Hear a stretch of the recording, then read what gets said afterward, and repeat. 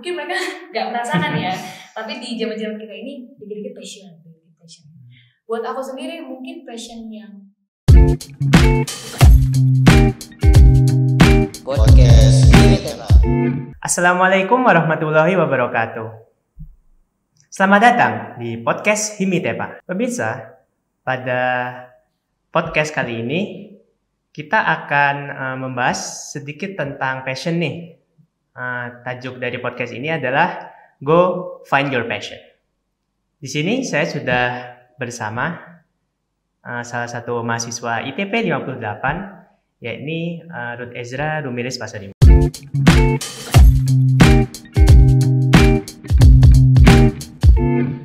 Gimana Ruth, Ezra kabarnya? Puji Tuhan baik. Oke. Passion gimana kabarnya?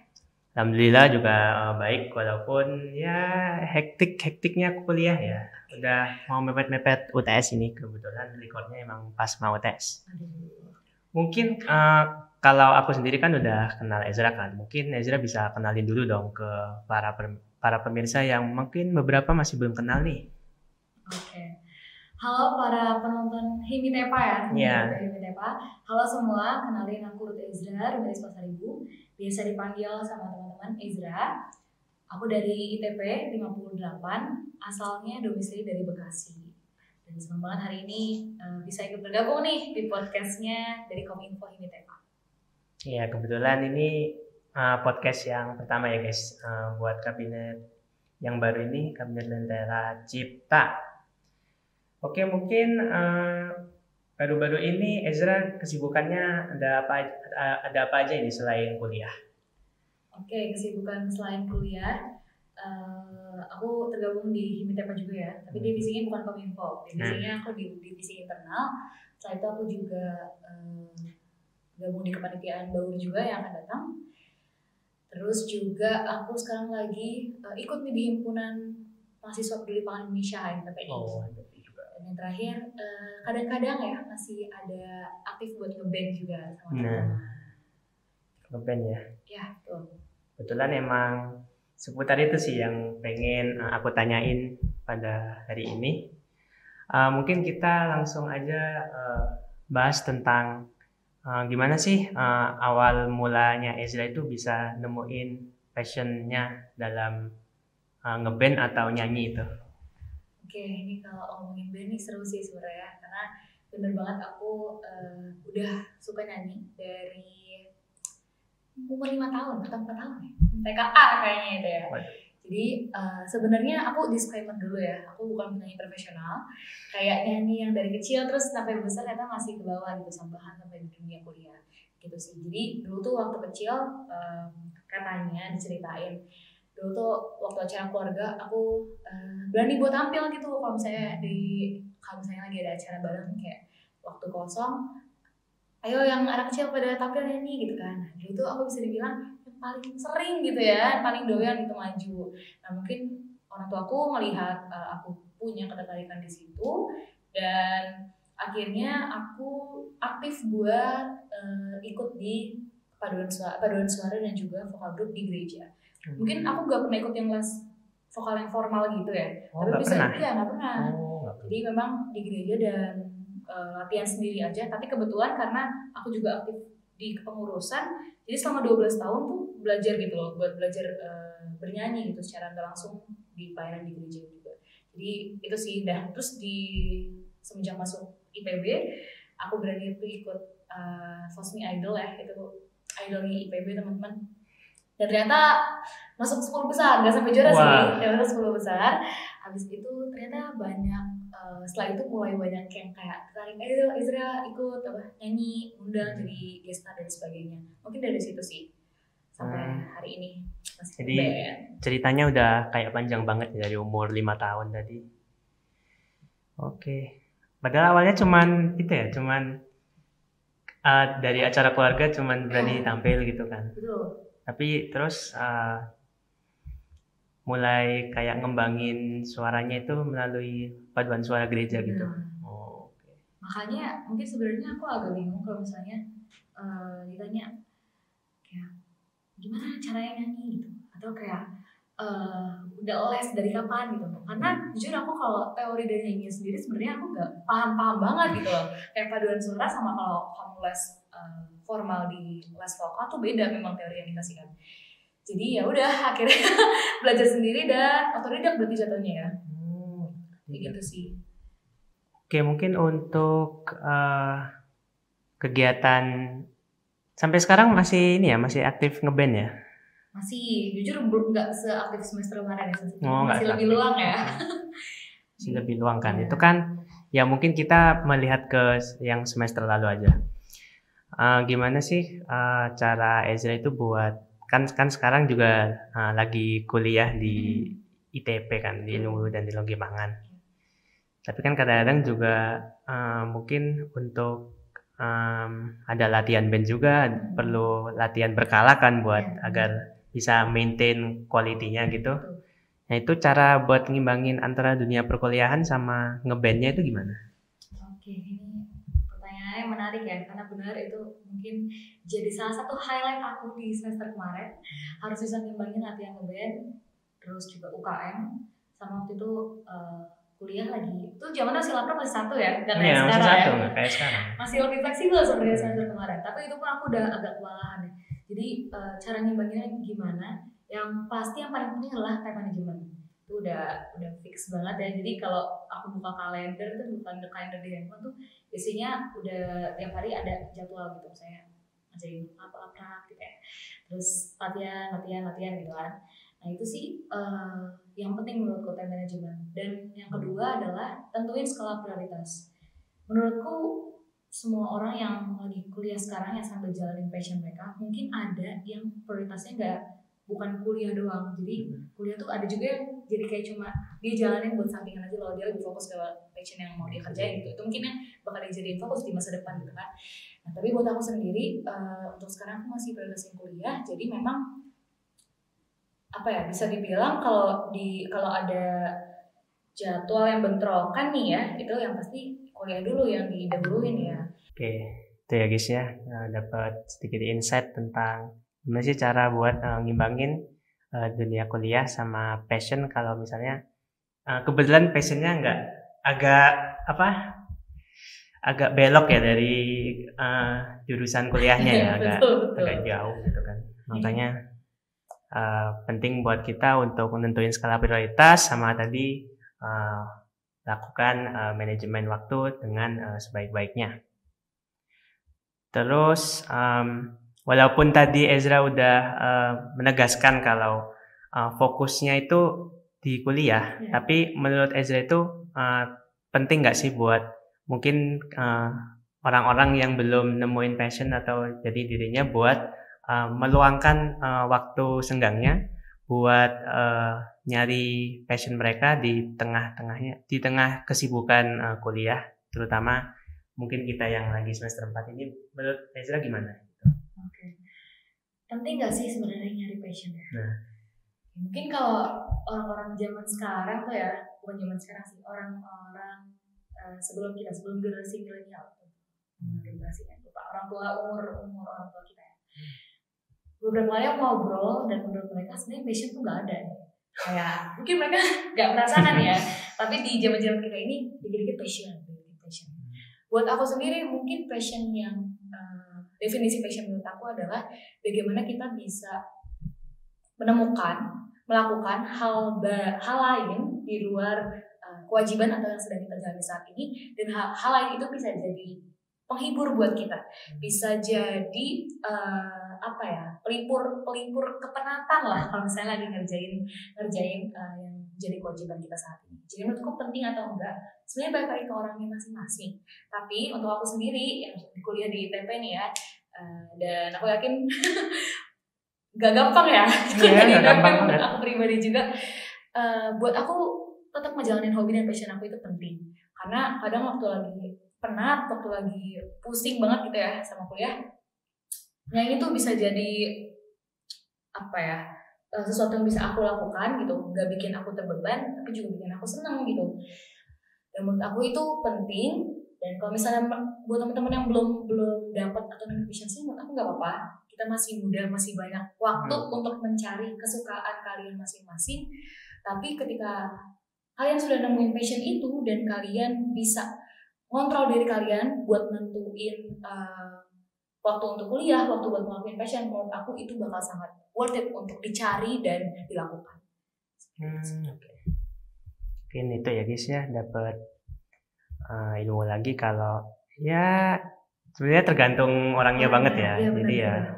mau Subjektif nemuin sih. passion atau nggak sebenarnya subjektif banget. Tapi menurut Ezra passion itu dilakukan ketika kita lagi penat, lagi sibuk-sibuknya laprak ya. Lapraknya ada 4 sekarang, semester 4 ini. Jadi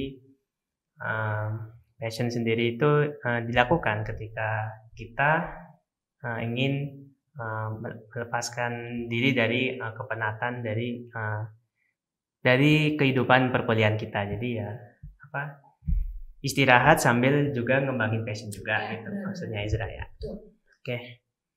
Mungkin buat Ezra pernah nggak sih kayak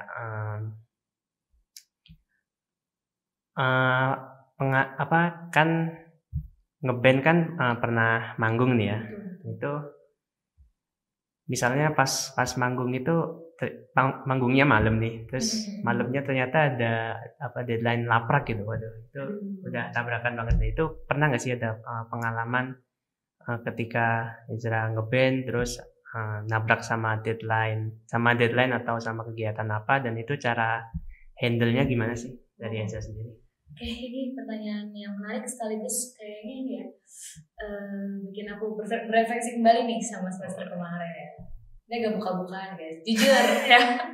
Pernah suatu kali ini kayaknya nggak usah jauh-jauh. Kemarin malam ya juga ada yang lagi bentrok ya tadi. Kemarin malam lagi ada laprak matkul evaluasi sensori.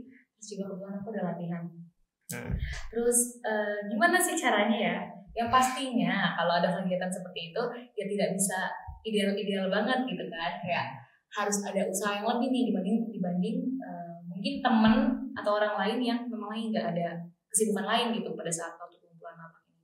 Jadi mungkin hacksnya adalah nyicil kali ya, nyicil laprak gitu kayak. Ini kalau nggak ngomongin laprak doang, mungkin ngomongin juga misalnya lagi kuis ya. Mungkin itu cicil belajar sih, itu udah paling benar ya. Dan yang kedua adalah tentuin jangan sampai waktu kalian bentroknya tuh sebentrok itu gitu. Jadi kayak menurut aku tuh hal-hal yang bentrok kayak gitu sebenarnya bisa diantisipasi dengan kita udah nge-planning dari jauh-jauh hari. Oh, di waktu ini ada latihan band dan juga ternyata ada tugas yang harus aku kumpulin. Nah itu harus di-planning dulu nih. Kalau misalnya dua-duanya udah diketahui dari jauh-jauh hari ya, berarti kan udah bisa cicil gitu tugasnya gitu ya. Tapi kalau misalnya mendadak latihannya dan sebagainya, menurut aku sih tetap balik lagi ke awal. Skala prioritas kamu apa? Malam itu aku harus ngumpulin tugas, itu jadi prioritas aku. Dan ternyata kayaknya kewalahan nih kalau misalnya aku barengin sama latihan. Mungkin aku izin dulu atau latihan dulu, abis itu izin pulang cepat. Kayak gitu sih paling yang bisa dilakukan ya, supaya nggak bentrok banget dulu atau jadi dua-duanya jadi bakalan. Bener ya guys. Kalau kita lihat dulu di kalender kita, kira-kira apa sih kegiatan yang lagi bentrok dan kira-kira mana sih yang bisa dicicil dari jauh-jauh hari. Apalagi sekarang ini ya, banyak mahasiswa yang deadlineer gitu, jadi nggak mau nyicil dari awal. Sebenarnya nyicil itu bantu banget loh guys buat memudahkan kalian sehingga kalian nanti pas emang deadline-nya itu nggak panik-panik banget gitu. Terus ini pertanyaan yang agak ini ya, pernah nggak sih Ezra itu somehow some way itu jenuh sama passionnya Ezra, yaitu nyanyi gitu? Pernah nggak sih jenuh sama passion? Mungkin bukan jenuh ya, tapi capek kali ya. Yeah. Tapi kalau jenuh sendiri sih sebenarnya belum pernah, karena kuliah dan kesibukan lain dan ngejalanin passion aku nyanyi, dan menurut aku semuanya masih aku lakukan sesuai dengan kadarnya masing-masing. Jadi nggak ada yang berlebihan, nggak bikin aku capek juga gitu, capek sendiri. Mungkin yang tadi aku bilang capek adalah ketika apa ya, misalnya jadwalnya padat satu sama lain gitu. Nah baru itu capeknya capek fisik ya teman-teman. Kalau capek secara mental dan bikin aku kayak aduh gue nggak mau, gue mau vakum dulu deh dari dunia penyanyian gitu ya. Ya sejauh ini sih belum pernah sih. Oke. Terus mungkin bahas tentang passionnya ya, itu kan udah lama banget nih Ezra punya passion nyanyi itu. Itu kira-kira ada nggak sih latar belakang atau inspirasi mungkin ada sosok di belakang Ezra di mana yang tetap mendukung Ezra buat tetap support Ezra buat kembangin suaranya Ezra atau apa gitu. Mungkin inspirasinya Ezra buat kembangin bakat nyanyi ini apa sebenarnya? Oke, inspirasi aku buat kembangin bakat nyanyi. Mungkin kalau misalnya ditanya siapa orangnya, menurut aku di setiap fase aku bertumbuh, orangnya ganti-ganti. Karena di setiap tempat baru, di setiap lingkungan baru ada seseorang yang bikin aku kayak, keren banget nih. Tapi untuk inspirator sendiri, menurut aku orang tua aku ya, mereka bukan menginspirasi aku secara mereka ngajar aku nyanyi atau mereka penyanyi, bukan. Tapi bagaimana mereka itu percaya sama aku buat tetap ngelakuin apa yang aku suka di kuliah ini. Kan ada ya misalnya orang tua yang kayak melihat anaknya ngeband atau sibuk di luar perkuliahan tuh dilarang dari sebagainya. Aku itu ya pilihan ke orang tua masing-masing, tapi untuk orang tua aku sendiri, mereka mungkin melihat aku bisa mengatur waktu gitu ya. Jadi buat kuliah dan ngeband sendiri jujur aku belum pernah dilarang ya. Mungkin diingat aja jangan sampai kecapean gitu, jangan sampai gimana, jangan sampai kuliahnya ketinggalan gitu. Dan puji Tuhan sekarang belum kejadian gitu ya, ada yang keteteran gitu ya. Jadi inspirasi aku buat terus melanjutin hobi aku di nyanyi ini, yang pertama karena memang aku suka, aku enjoy ngelakuinnya, aku senang ngelakuinnya. Yang kedua karena menurut aku nyanyi jadi ruang aku buat bertumbuh, buat kenal banyak orang-orang yang keren, relasi aku juga lebih baik. Dan yang ketiga yang pastinya orang tua aku support aku selama itu aku bisa tanggung jawab sama apa yang aku kerjain. Mereka sih inspirasi. Oke. Itu ya guys, jadi di setiap kesuksesan seseorang itu pasti ada inspirasinya tersendiri. Kalau Ezra ini orang tuanya yang selalu dukung apapun yang Ezra suka untuk lakukan gitu. Mungkin kalau di dunia musiknya itu Ezra kira-kira punya idola nggak? Idola ya. Mungkin kalau penyanyi Indonesia ya ada Teh Yura Yunita ya. Suka banget sama beliau karena dia kalau tampil tuh selalu ekstra gitu ya. Jadi semuanya dipikirin dan aku senang banget sih sama genre musiknya dia. Dan lagu-lagunya menurut aku keren banget. Dan kalau misalnya dari genre yang aku suka, kebetulan aku lumayan suka dengerin ya. Genrenya R&B ya. R&B. Ya, jadi aku lumayan suka Michael Bublé. Terus habis itu ada yang penyanyi zaman sekarang tuh ada Elamai namanya. Mungkin agak kurang familiar, tapi lagunya dia tuh keren menurut aku dan aku suka sekali sama style dan dia. Okay. Terus mungkin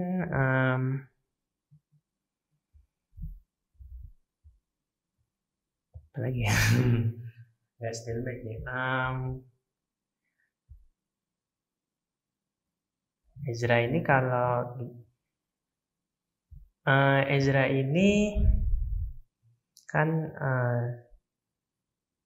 mungkin udah dipandang sama teman-teman kayak bisa nyanyi gitu kan. Nah itu kalau dari teman-teman sendiri itu ada yang iri nggak sih sama Ezra gitu? Aduh, kalau ditanya seperti ini mungkin kita harus tanya teman-temannya ya. Tapi sejauh ini sih so far ya, kayaknya semuanya mendukung sih. Mungkin kayak sama godain aja, Ezra gak manggung gitu. Atau kayak aku tidur di kelas ya, aduh tidur still di sini. Ada nggak tidur di kelas gitu ya? Pernah tuh di akun Instagram punya K2 ada yang ngepost gitu, aku tidur terus manggung mulu sih captionnya gitu. Tapi menurut aku itu bentuk mereka support aku juga sih. Jujur nggak tahu ya, ada yang mungkin iri atau gimana, tapi aku mungkin anggapnya sebagai sinyal ya bagus lah, aku bisa inspirasi orang-orang gitu lah buat mau kembangin bakat mereka. Dan kalau misalnya memang ada, ini aku bakal ajak collab bareng aja deh daripada iri-irian, nanti kita collab bareng. For your information, penyanyi di ITB 58 itu nggak cuma Ezra ya guys. Jadi bisa banyak collab gitu antara satu sama lain. Terus kita bahas sedikit agak ini sih, sedikit masalah cuan nih. Itu apa, sekali manggung pernah paling banyak dapat berapa sih? Oke, ini kalau ngomongin percuanan ya, mungkin balik lagi ke standar mahasiswa dan kampus kali ya. Kalau sebenarnya nggak banyak banget gitu ya, kayak nggak cukup lah buat nyicil UKT sebulan, nggak cukup lah. Iya. Tapi kayaknya range-nya mungkin 300 sampai 500 kali ya. Kalau yang sendiri. Tapi kalau yang ngeband bareng-bareng biasanya karena bareng dan bagiannya cukup banyak kan membernya, jadi di bawah itu lah mungkin sekitar 100 sampai 300-an gitu. 200-300 itu buat satu band atau satu orang? Buat satu orang. Oh, satu orang. Iya. Kalau bandnya berarti dikali 5. Maksudnya 200 kali 5 ya sejuta. Gitu. Tapi Eza ini kalau ditanya lebih pilih manggung sendiri apa manggung ngeband sih? Aku pusing nih jawab kayak gini. Kalau dari sisi percuanan ya, jadi malu. Ini semua teman-teman bandnya pernah nonton ya. Kalau dari sisi percuanan ya pasti lebih cuan kalau sendiri ya, karena kan mulai dari awal persiapannya itu dikit gitu lah. Karena kan aku cuma kayak sendiri gitu, aku di kamar mandi semuanya cuma bisa. Terus yang kedua juga ya udah itu fees gitu buat aku sendiri gitu kan. Tapi kalau pilih mana, kalau dari cuan itu, tapi kalau dari keseruannya, terus pengalamannya, dapat teman-teman yang kalau latihan ngeband kan gak cuma latihan terus gitu kan, pasti ngobrol juga, bercanda juga. Itu yang aku bilang ngilangin kepenatan laprak tuh, itu ketemu sama mereka. Jadi tergantung sih lagi butuh duit apa lagi butuh fun ya. Kayak gitu. Dia menyesuaikan kebutuhan ya? Ya betul, dengan kebutuhan.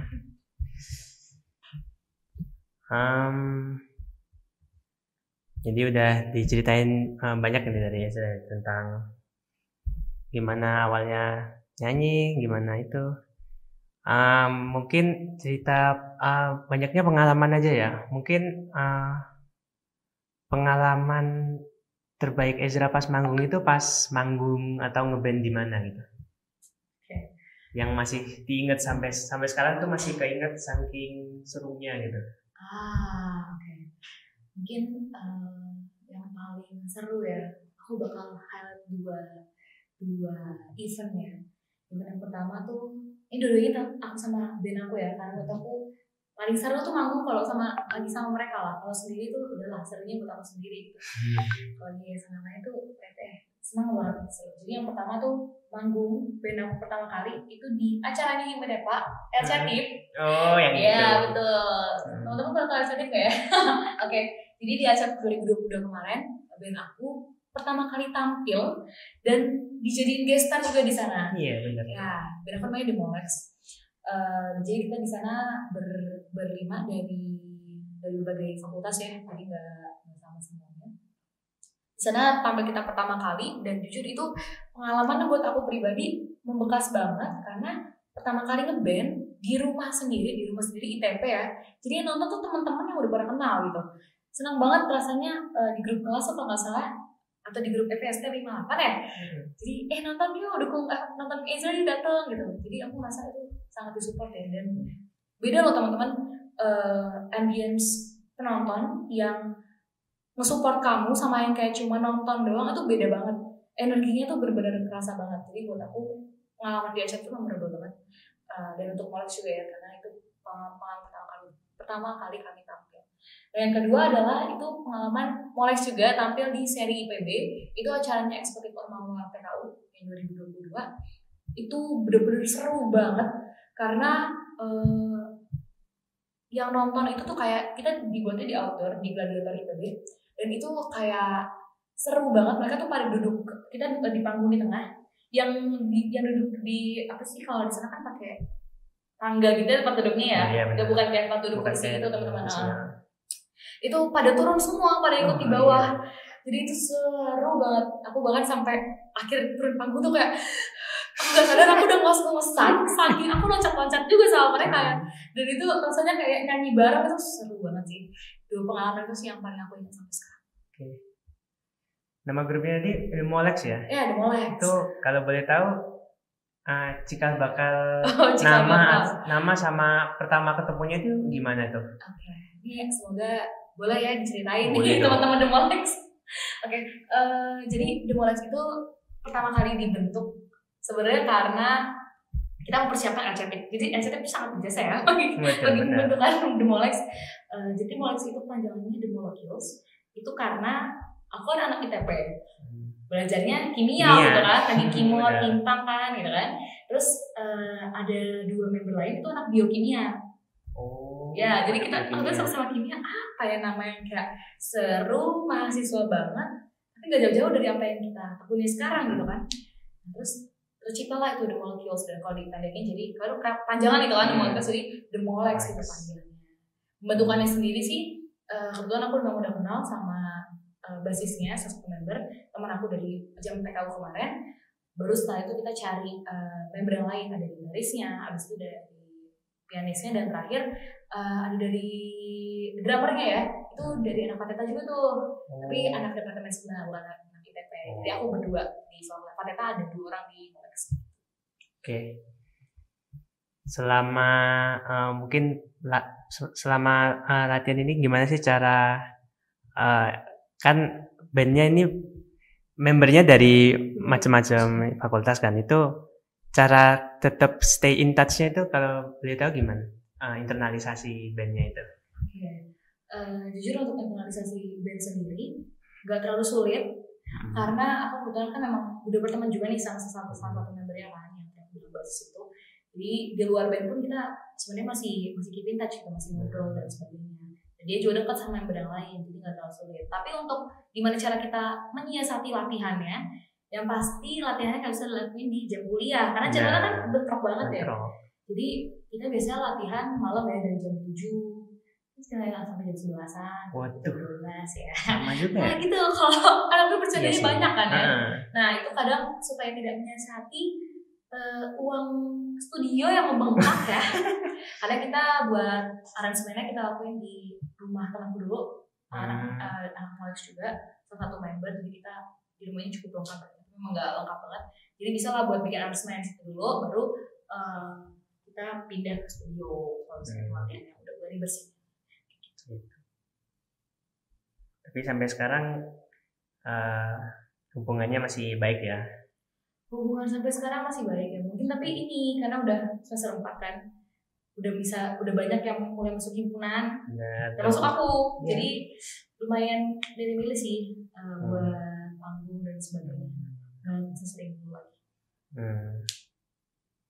Cuman ada nggak sih harapan Ezra buat The Molex ini ke depannya? Walaupun sekarang mungkin udah makin sibuk, makin sudah masuk ke himpunannya masing-masing kan, jadi sulit ya buat ngeluangin waktu buat ngeband itu. Tapi ada nggak sih harapan atau pesan sendiri dari Ezra ke Molex ini, sehingga mungkin nanti The Molex bisa tetap langgeng atau dapat kesempatan buat manggung lagi gitu? Oke, buat The Molex mungkin kita udah sama-sama sibuk ya teman-teman, udah sama-sama gak bisa seluang dulu. Dan apa ya, harapannya sih semoga setiap panggung dan setiap latihan yang kita lakuin tuh worth it gitu, gak ada pengalaman-pengalaman yang bikin kita jadi pengalaman buruk lah buat kita. Buat Molex sendiri sebenarnya gue gak punya harapan yang kayak harus nanti lanjutin jadi band yang benar gitu, band yang terkenal setelah lulus dan sebagainya. Tapi buat jadi tempat dan pengalaman yang menyenangkan buat nanti kita ceritakan ke teman-teman kantor, atau nanti buat ceritain ke anak-anak mungkin ya. menurut aku itu sih yang aku harapin buat Molex, bisa jadi tempat melepas penat dan membuat memori baik. Tadi kan udah diceritain tentang harapannya Ezra buat The Molex ya. Mungkin sekarang buat teman-teman yang mau mulai, mungkin ada bakat nyanyi sama pengen mulai ngeband atau mulai manggung, itu bisa mulai dari mana sih? Mungkin Ezra punya tips and tricks nggak buat mereka yang pengen ngembangin bakat nyanyinya atau mungkin mau ngebentuk band sendiri, itu kira-kira kiat-kiat biar bisa kebentuk bandnya, biar bisa langgeng terus, itu gimana? Oke, kiat-kiat ngebentuk band ya. Buat yang tertarik ya, mungkin ini buat teman-teman 59 kali ya. Bener. Khususnya ya buat yang baru mau masuk gitu ke dunia perkuliahan dan mungkin band dan sebagainya. Kiat-kiatnya gimana? Kalau dari aku sendiri, yang pertama kalian kan kalau dari vokalis kali ya, aku kan sebagai vokalis. Kalau dari sisi aku sendiri, gimana sih cara nemuin teman-teman band? Karena biasanya nih ya, vokalis tuh agak susah nemu teman-teman band. Iya, karena kan kalau misalnya dia main musik, gitaris atau kayak pianis dan sebagainya, biasanya bakal lebih cepet karena nemuin orang yang bisa main musik tuh lebih susah daripada nemuin orang yang bisa nyanyi. Oh gitu ya? Iya, lebih susah. Kayak kalau misalnya perbandingannya nih ya, dari 5 orang yang bisa nyanyi, cuma ada 1 orang yang bisa main musik. Waduh. Iya, dan itu bener sih, itu real guys. Jadi kalau misalnya untuk vokalis sendiri, karena sebenarnya banyak ya yang bisa nyanyi, apalagi di IPB. Aku gak bohong, teman-teman banyak banget yang bisa nyanyi di IPB. Jadi gimana caranya? Mungkin dimulai dari pijakan awal adalah coba ikutin lomba-lomba di IPB. Itu lomba vokal di IPB itu banyak banget, mulai dari passion. Nanti zaman kalian mungkin nanti kelas meeting akhir-akhir semester ya, nanti akan ada namanya passion. Terus nanti juga ada Voice Me Idol, ada IPB Art Contest. Itu bisa jadi pijakan pertama kalian buat naikin nama kalian lah. Nah dari situ biasanya nanti kan udah lumayan ada nama nih ya. Nanti itu biasanya lebih gampang buat nemu teman-teman yang main musik dan tertarik buat ajak bikin band. Biasanya di reach out lah nanti kalian. Dan untuk itu dari tips dari aku ya, yang pertama kali tuh biar nemuin teman-temannya. Terus yang kedua, kalian juga bisa join di komunitas-komunitas musik. Kalau di IPB sendiri ada namanya UKM, ada namanya Maxix. Ya, itu mereka mereka open juga untuk pembentukan band. Tapi setahu aku udah close recruitment, mungkin bisa di open recruitment selanjutnya kali ya. Kalau misalnya yang belum pada join, itu banyak banget di situ yang bisa nyanyi, bisa main musik dan pengen bikin band gitu. Nah itu banyak banget. Kalian bisa nyari teman-teman di sana. Itu sih yang kedua. Yang ketiga adalah cari teman-teman yang frekuensi apa ya? Genre musiknya tuh samaan gitu. Jadi kadang kalau bisa genre nggak samaan tuh kadang suka agak gak nyambung gitu ya. Misalnya lu mau bikin band nih yang mau lu tampilin genrenya pop-punk gitu ya. Tapi sebenarnya kalian anaknya sangat ke sangat ke jazz atau ke R&B-an atau gospel, itu udah bentrok banget tuh sebenarnya. Jadi kalau bisa dari awal temuin juga teman-teman yang masih satu frekuensi lah, masih satu genre. Jadi nggak terlalu jauh-jauh banget. Itu bakal lebih memudahkan kalian juga buat kedepannya, buat latihannya itu bakal enak banget buat milih lagu-lagu. Gitu sih. Itu guys, dicatat ya buat kalian yang pengen mulai band, pengen mulai nyanyi. Oke, mungkin pertanyaan yang sebagai pertanyaan penutup nih, ada nggak sih tips dan triks dari Ezra buat teman-teman secara general yang belum menemukan passionnya, dan gimana cara kita yang belum nemu passion itu untuk mencari motivasi gitu. Itu kira-kira dari Ezra gimana? Oke. Gimana cara menemukan passion ya? Menurutku di umur segini sebenarnya sudah banyak banget hal yang kita lakuin, dan menurut aku banyak banget kesempatan yang bisa kita pakai buat milih kita sukanya apa. Jadi yang pertama adalah harus buka hati dulu, harus buka pikiran dulu, karena kadang kalau kita masih ragu sama diri sendiri, masih belum yakin, itu susah banget. Even kita udah udah masuk gitu ya, udah nyobain gitu, tapi kita nggak percaya, kayaknya gue nggak bisa deh, kayak buat kayak gue nggak bisa deh kalau diseriusin dan sebagainya. Itu tuh otomatis otak kita kayak, oh ya udahlah, cari yang lain deh gitu. Akhirnya itu berputar di roda yang sama gitu, dari yang sini gitu lagi ya, akhirnya berputar di roda yang sama. Jadi yang pertama adalah buka hati dan buka pikiran dulu, bahwa kalian tuh masih muda, masih banyak kesempatan buat nyoba dan buat ngelakuin banyak hal. Jadi cobain aja semua yang kalian suka gitu, cobain, terus coba seriusin. Siapa tahu ya, biasanya dari situ sih bakal ketemu hal yang bikin kita senang gitu. Dan itu bisa jadi, yang kedua adalah coba cari passion yang bisa ada manfaatnya buat kalian ya. Karena menurut aku kalau misalnya passion tapi nggak bermanfaat, itu jatuhnya cuma kayak kesenangan semata doang gitu loh.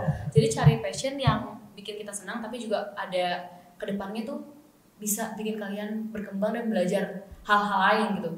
Itu sih buat nyari passion. Yang pasti percaya diri dan coba temuin hal yang kamu suka. Closing statement yang menyentuh banget, mungkin bisa langsung dapat gitu dari pemirsanya yang masih masih lagi mencari jalan ninjanya masing-masing ya. Oke, makasih Ezra buat waktunya, buat kesediaannya untuk gue ajak ngobrol, dan terima kasih buat pemirsa yang sudah menyaksikan sampai akhir. Mungkin saya akhiri sampai sini dan sampai jumpa di podcast Himitepa selanjutnya. Bye bye. Dadah, Dadah, makasih.